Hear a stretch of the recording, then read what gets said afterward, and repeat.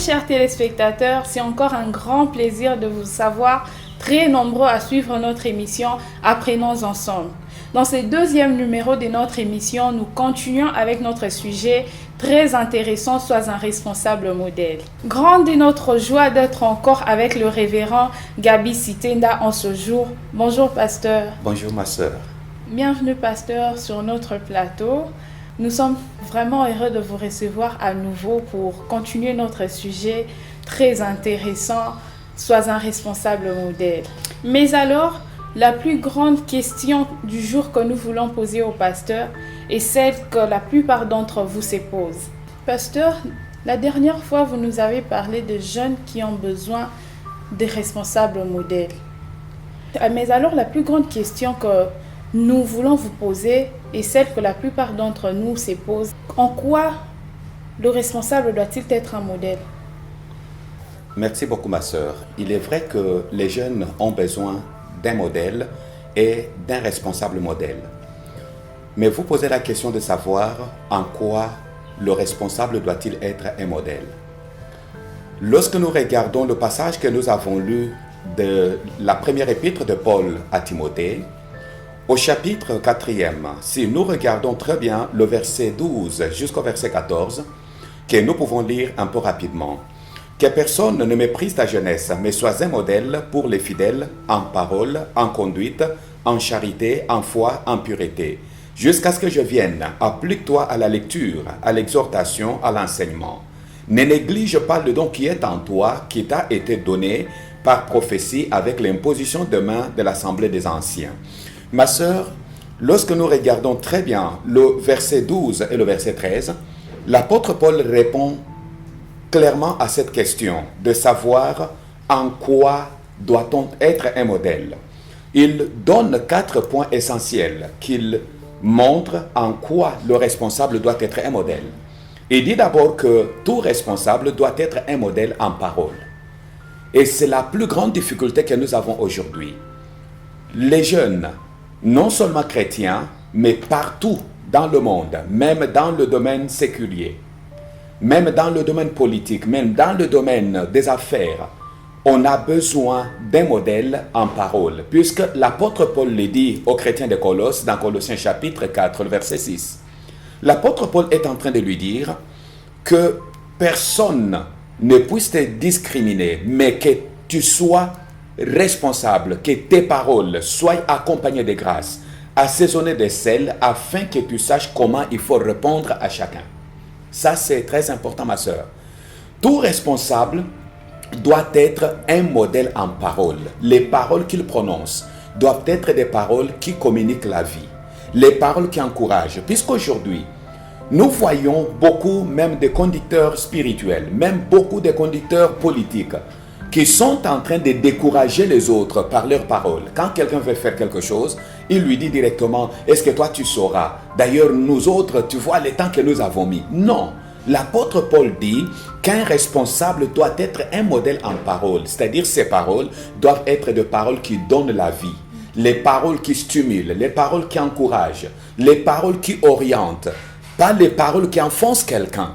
Lorsque quelqu'un vient vers vous, déjà dépassé, déjà troublé, a besoin des paroles qui peuvent l'encourager, qui peuvent lui montrer, oui, il est dans le début. On peut dire, puisque nous voyons aujourd'hui même dans tous les domaines, on dit, non mais nous avons besoin de quelqu'un qui a déjà l'expérience de 5 ans. Mais maintenant, le jeune qui vient de terminer l'université aujourd'hui, qui n'a pas encore travaillé, l'expérience il aura où si ceux qui sont devant lui ne sont pas un modèle en parole pour l'encourager, pour lui montrer ce qu'il doit faire.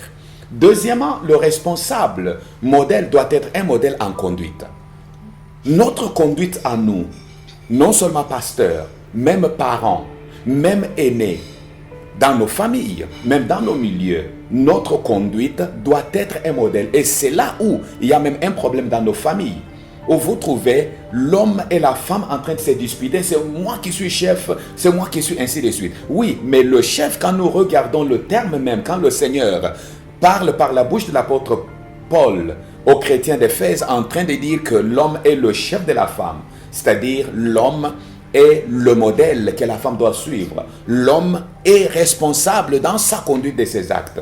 C'est ainsi, ma sœur, nous devons comprendre que notre conduite doit être une conduite qui doit inspirer les autres, qui doit enseigner les autres et qui doit interpeller les autres. Et troisièmement... S'il vous plaît, pasteur, vous parlez d'un responsable qui doit être un modèle en conduite. Mais que dire de responsables dans nos églises? Il y a de ces responsables qui se comportent en vulgaire, comme des vulgaires, et qui ferment par leur conduite. Nous remarquons, c'est comme s'ils fermaient la porte du royaume des dieux aux autres. Pourtant, comme le Seigneur parlait aux pharisiens et aux scribes dans Matthieu 23, 1, 8, que dire de ces conducteurs? Ah, mais c'est là où il y a le plus grand danger, ma sœur. Le Seigneur l'avait déjà annoncé. Le Seigneur dit, dans le passage auquel vous faites allusion, de pharisiens et de scribes qui se mettaient dans la chair de Moïse, qui faisaient porter aux gens le fardeau qu'eux-mêmes ne pouvaient pas porter, ni même soulever avec leurs petits doigts. Mais ils veulent charger les gens de cela. C'est ainsi qu'un responsable doit avoir une conduite irréprochable. Une conduite qu'on ne peut pas trouver de faille. C'est pourquoi le Seigneur lui-même a annoncé, a dit, vous les reconnaîtrez par leurs fruits, par leurs œuvres. Quand on parle des œuvres par lesquelles on doit reconnaître les responsables modèles, il doit avoir une conduite irréprochable. C'est ainsi que Paul dit même à Timothée, quand tu lui montres d'installer les diacres, les anciens, les évêques, il lui dit qu'il faut que le diacre, que l'évêque soit irréprochable, soit quelqu'un en qui on ne trouve pas quelque chose à reprocher dans sa conduite, dans son langage. Et il ne s'arrête pas là. Il dit encore qu'ils doivent être un modèle en charité, c'est-à-dire en amour. Il faut que le responsable soit reconnu par son amour. Contrairement à ce que nous voyons, aujourd'hui c'est difficile. Vous trouvez le prédicateur, le dirigeant, le leader, qui est très bien installé. Mais ses collaborateurs, regardez comment ils sont. Regardez comment ses collaborateurs vivent. Regardez les jeunes musiciens. Regardez les jeunes qui sont avec lui. Et on vous parlera plus grave, ma sœur, de l'école de Dieu. Mais moi, je n'accepte pas et je doute très fort que ce soit l'école de Dieu. Il y a aujourd'hui même ce que moi j'appelle l'école du pasteur. Ce n'est pas Dieu qui est en train de prouver ceux qui sont en train de le servir, mais c'est plutôt le pasteur qui est en train de les éprouver. C'est le pasteur qui est en train de le passer par son école. C'est-à-dire, il va même plus loin pour dire, moi j'ai souffert, je n'avais personne pour me soutenir dans mon ministère. J'avais commencé dans la souffrance et vous aussi vous devez souffrir. Non, puisqu'il n'est pas un modèle en amour, il faut que nous soyons véritablement des modèles en amour. Un responsable modèle doit être un modèle en amour, c'est-à-dire en charité. Il doit avoir la capacité et la possibilité de désirer, de souhaiter et même de rechercher le bonheur de ceux qui sont avec lui. C'est là où il sera père. Ça, c'est très important. Et quatrièmement, il parle que le responsable doit être un modèle en foi. Le modèle en foi, puisque ça, c'est quelque chose de très important, ma sœur. Un modèle en foi comment? Un modèle en foi veut dire, quand tu regardes par exemple dans ce que l'apôtre Paul est en train de dire à Timothée, dans 2 Timothée chapitre 1er, le verset 3 au verset 5, l'apôtre Paul témoigne de la foi qui était dans l'aïeul, c'est-à-dire la grand-mère de Timothée, Loïs. Loïs a transmis cette foi à sa fille Eunice qui était la mère de Timothée. Et la mère de Timothée, à son tour, a transmis, a montré le modèle de foi à Timothée. Et Paul a vu cette foi en Timothée. C'est ainsi qu'il dit que le responsable doit être un modèle en foi. C'est-à-dire, un responsable modèle doit être capable d'avoir une foi contagieuse. Une foi qu'il peut communiquer à ses enfants. En tant que parent, Il faut que je communique la foi qui est en moi. Mes enfants doivent être en mesure de savoir que non, notre Père a toujours agi comme ça. Et devant notre Père, rien n'est impossible. Notre Père croit à l'impossible. De même, les collaborateurs doivent savoir que notre pasteur, notre Père spirituel est un homme de foi. Et ils doivent aussi être capables d'agir par la foi, de se conduire par la foi et non pas être des gens qui, avant même de commencer quelque chose, ils commencent à douter, ils commencent à craindre. Non, il faut que le responsable modèle soit un modèle de foi. Les enfants, les collaborateurs, les membres de l'Église doivent savoir que notre Père spirituel, notre pasteur, a toujours cru à l'impossible. Il nous a toujours encouragés dans la foi. Il n'est pas de ceux qui disent par exemple que non, le matériel vient avant la foi. Non, la foi doit venir avant, c'est-à-dire communiquer la foi aux gens pour que les gens comprennent que nous ne devons pas attendre que tout nous vienne par exemple de l'Europe, que tout nous vienne des partenaires, mais savoir que le plus grand partenaire que nous avons, c'est Dieu, qui est le maître de l'œuvre. Et ça, c'est très important, ma sœur. Et enfin, il parle d'être un modèle en pureté. La vie de sanctification, la vie de crainte de Dieu, la vie de séparation d'avec le mal. Ça, c'est quelque chose de très important et tout responsable modèle doit l'être. Même les enfants, même les collaborateurs doivent reconnaître que non, notre Père mène une vie de sanctification, une vie de sainteté, une vie de pureté, pas une vie de compromission. Et ce sont les 5 choses qu'un responsable modèle doit avoir, c'est-à-dire il doit être un modèle d'abord, comme je l'ai dit, en parole, il doit être un modèle en conduite, il doit être un modèle en amour, c'est-à-dire en charité, il doit être un modèle en foi et il doit être un modèle en pureté. Ça, c'est très important et c'est indiscutable selon la parole de Dieu. Merci beaucoup, pasteur. En quelque sorte, nous pouvons dire que ce sont ces quelques qualités très importantes qu'un responsable doit manifester. Oui, oui, et je dis encore très fort, oui, ce sont les qualités que tout responsable modèle doit avoir.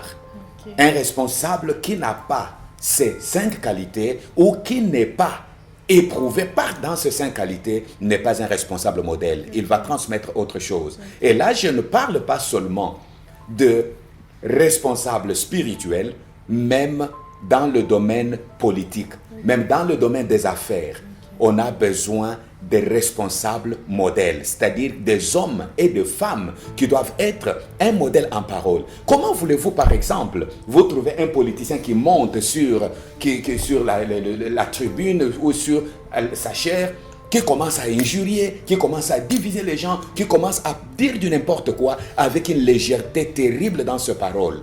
En quoi est-il un modèle? Et quel modèle va-t-il laisser aux jeunes? Pendant que la population est en train de souffrir, sans eau, sans électricité, sans quoi, mais lui trouve du plaisir à acheter des maisons, à acheter ceci. Il n'a pas d'amour.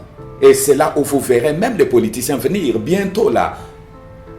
Lorsque les échéances électives arrivent, vous trouverez les gens donner le verre de riz, donner le sac de sel, ainsi de suite, donner une chemise à quelqu'un. Mais ce n'est pas le temps qu'on doit attendre. On doit témoigner notre amour à ceux qui sont avec nous et leur montrer le modèle afin que les gens croient que les choses sont faisables à cause de l'amour que Christ a témoigné pour nous. Ok, amen. Pasteur, vous avez parlé, je crois que c'est le 3e point, d'être un modèle en charité, en amour. Et que dire de ces phénomènes d'égoïsme? L'égoïsme est devenu comme un mode de vie, surtout chez vous, nos pasteurs.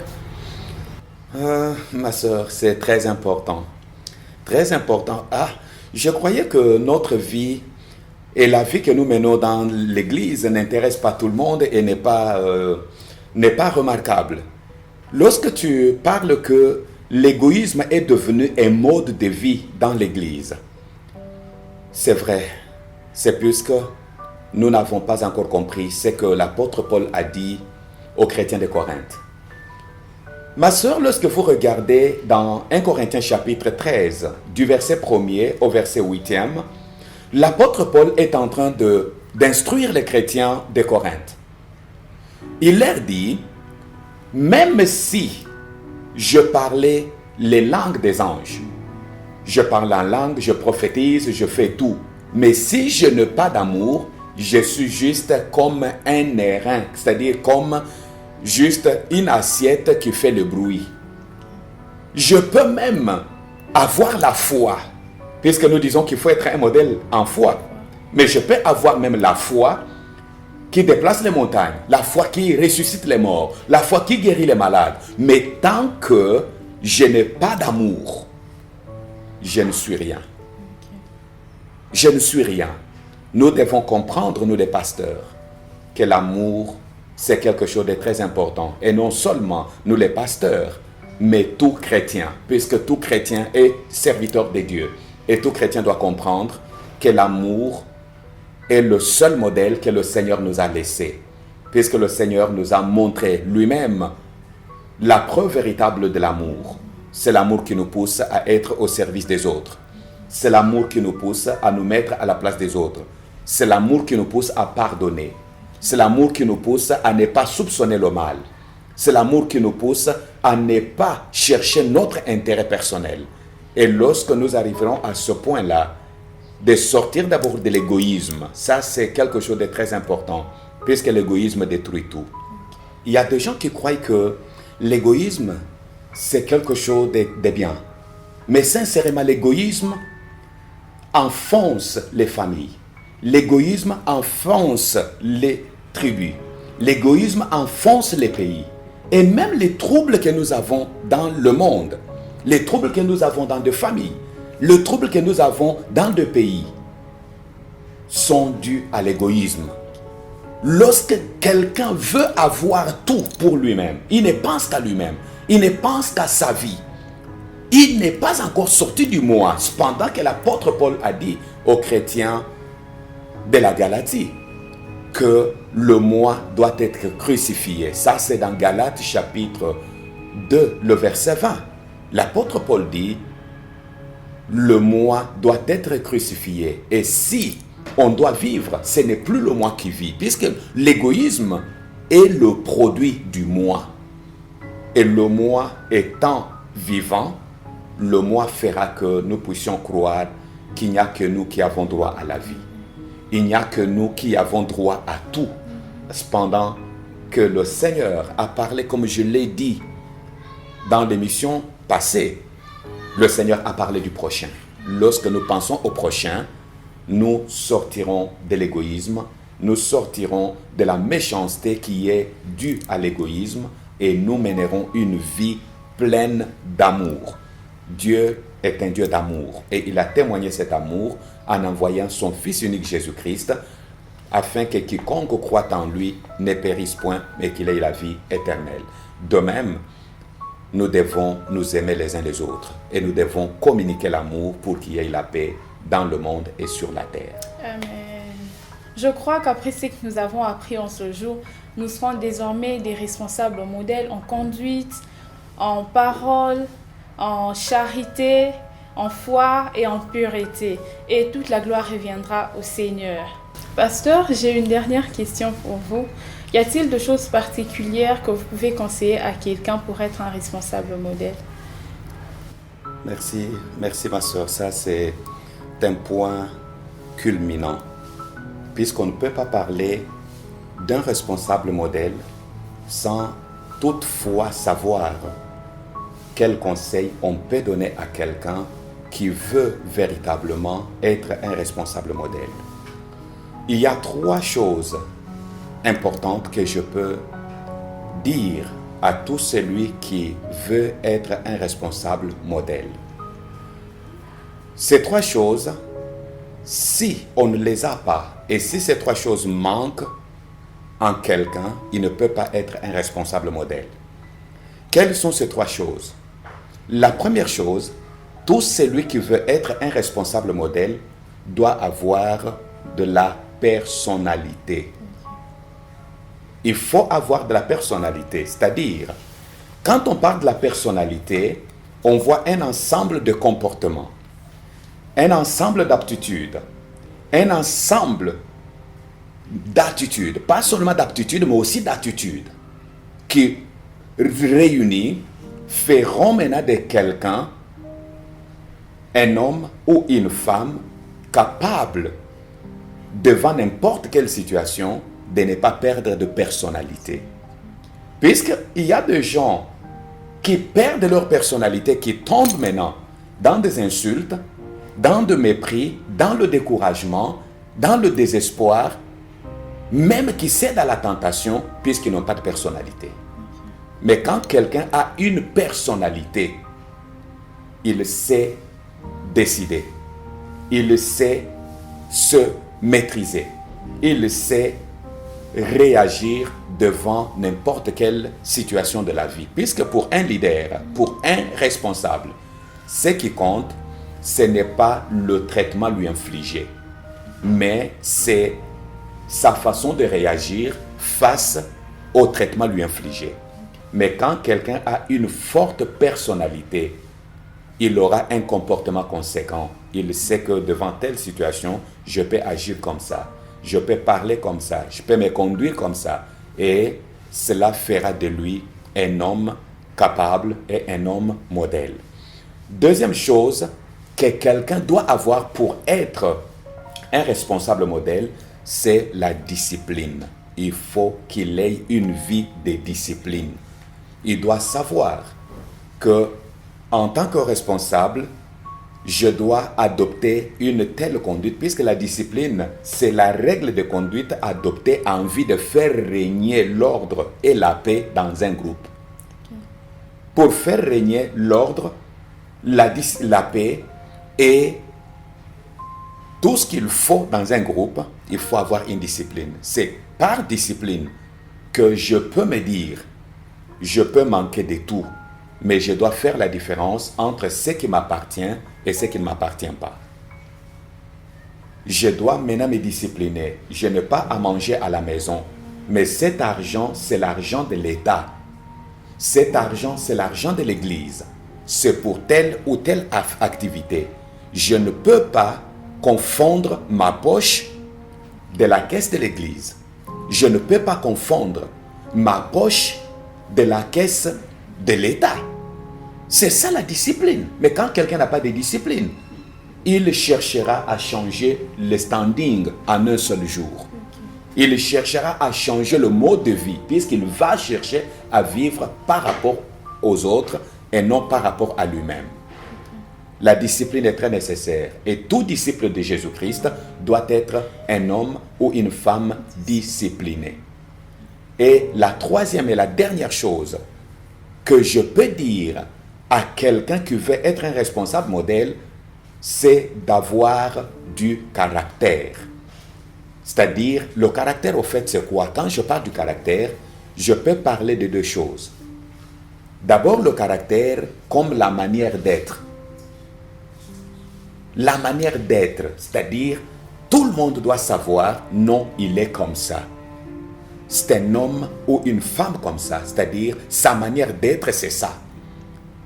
Et deuxièmement, je peux parler du caractère comme ce qu'on est en soi-même lorsqu'on est seul.